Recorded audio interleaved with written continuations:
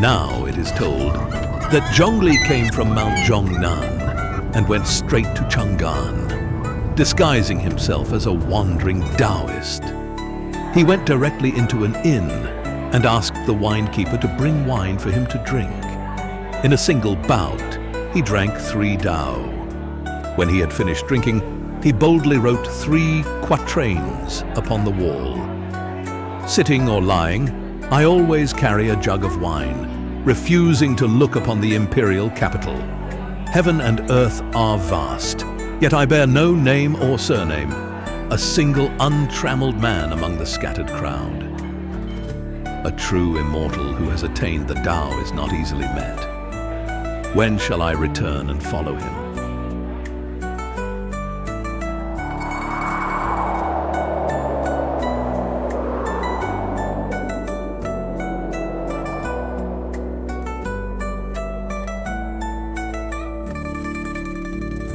Now Chunyangzi, on his way to assume office, passed through this city and entered the same inn, where he happened to meet Zhongli.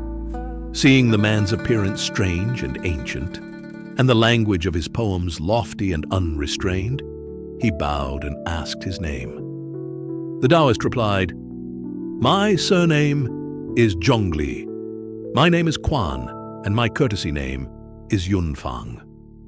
Chunyangzi bowed again, and they sat together in the inn, discoursing on the mysterious principles of the Tao.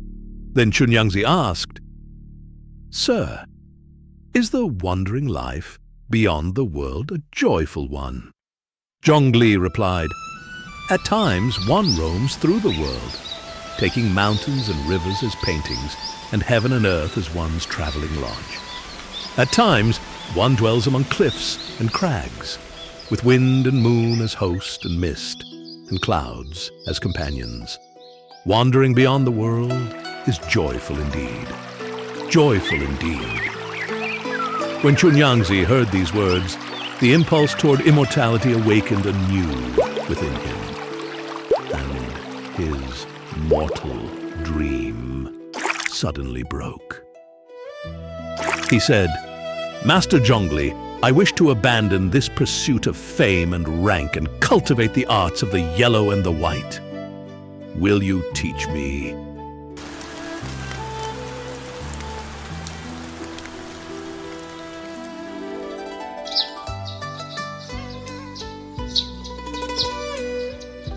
Then he remained with Chunyangzi, resting in the inn. Zhongli rose and set millet to cook, while Chunyangzi, having discoursed all day, felt exhausted and leaned upon the table for a brief sleep. At once, he drifted into a dream.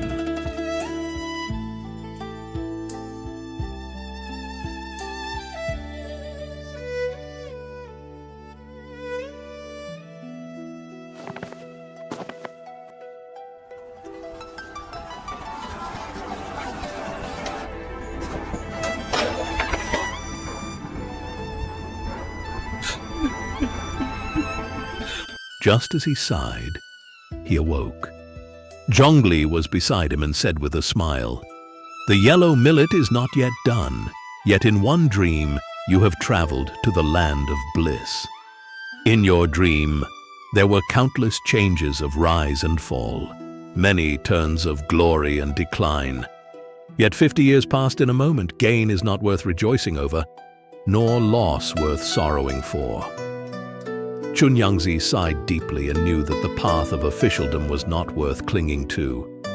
He prostrated himself upon the ground and bowed again, asking Zhongli to become his master.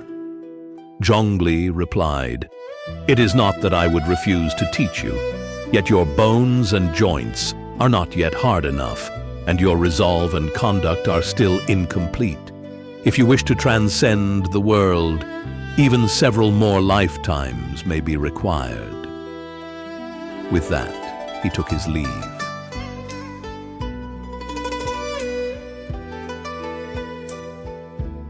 Fame and rank are but things outside the body.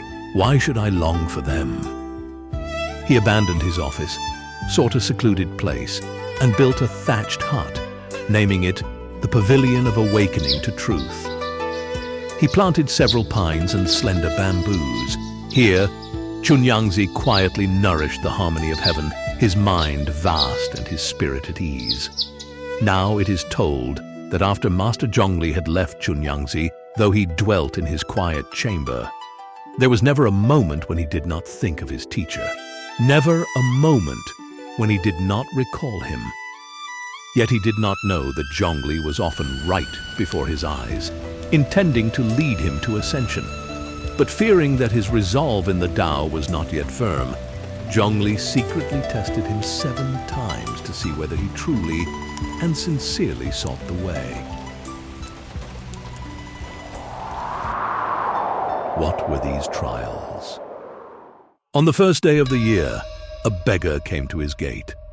Filthy, insistent, insatiable. He took and demanded more, insulted him, and even drew a knife when he thought the gift was too small. Chunyangzi did not answer in anger, did not retreat, and did not defend his possessions. He only lowered his head and gave more. Who was this beggar? It was Master Zhongli, who had ordered the spirit of Luohu to disguise itself, thus passed the first trial. Now there was no doubt. Chunyangzi was generous, easily parted from wealth, and helped others freely. What was the second trial? One day, Chunyangzi was herding sheep in the mountains. Amid the wind rushing through the grass, a tiger suddenly appeared, fierce as thunder splitting the sky. The sheep scattered in terror, but one hid behind him. Then Chunyangzi stepped forward and said he was ready to give himself in its place. It became clear he knew no fear. What was the third trial? Master Zhongli ordered the spirit of Apricot Blossom to transform into a young woman and come to the Pavilion of Awakening to Truth. Chunyangzi was sitting in silence reading when he suddenly saw a girl, beautiful as spring blossom. She spoke softly, drawing closer, trying to awaken desire in him, but he turned away and did not yield. In this third trial, it was clear. Chunyangzi's heart was not subject to temptation. One night, robbers broke into his dwelling, shouting, armed, full of rage. They took everything: gold, clothes, provisions, leaving the house empty. And he only poured himself wine and calmly watched what had happened. Thus was revealed his freedom from attachment. He did not cling to possessions and did not grieve what was lost. And when he worked in the fields, his hoe suddenly struck buried gold in the earth, pure and heavy, like temptation itself. He looked at it, paused for a moment, and covered it again with soil, taking nothing. Thus it was revealed that Chunyangzi's heart does not incline toward profit at all. How lofty is his virtue! One day, Master Yunfang tested him again, the 6th time. Around him appeared monsters, fangs bared, many armed, shouting and threatening. They advanced, threw stones, frightened and pressed from all sides. Yet he looked at them calmly, as if they were only shadows. It became clear, nothing could frighten or disturb Chunyangzi. His Tao heart was truly firm. Then appeared the spirits of the dead. They were covered in blood and torn flesh, weeping and wailing, pointing at him. "In past lives you killed us. Now repay us your life, at once." Chunyangzi replied, "Life for life is just. What can I say?" He immediately seized a knife and rope, intending to end his life.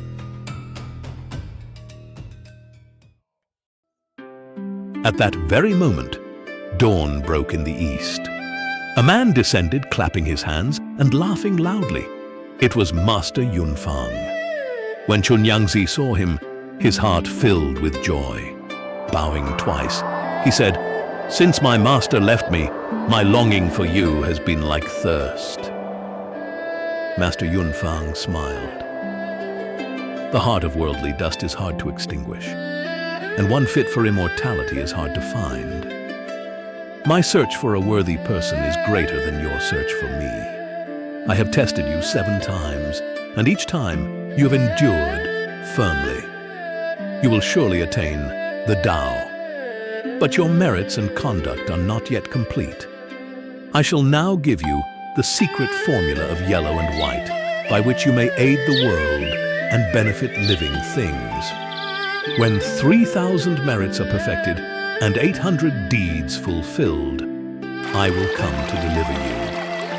As for how Master Yunfang imparted the secret formula of yellow and white, that will be told in the following chapter.